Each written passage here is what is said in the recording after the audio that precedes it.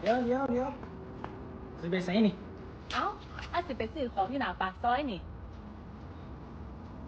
โอ้ยนี่ใส่คอยไปบ้านไปเร็วก็ต้องเกรงใจไปนี่ครับไปเร็วก็ปวดท้องก็ต้องเกรงใจดื้อเดี๋ยวเลยคอยสิไปของล่างก่อน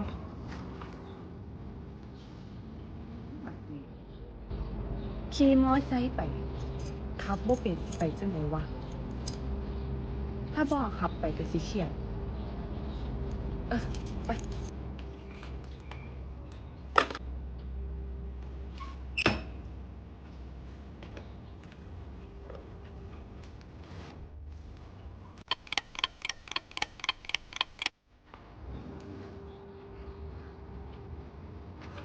อืมรถเป็นยังอ่ะโอ้คือบอกขับมาน้ำมันเบิดบ่โอ้โอ้ยจบกับว่ามันไปเร็วเนาะก็ยังว่าข่อยขับบ่เป็นโอ้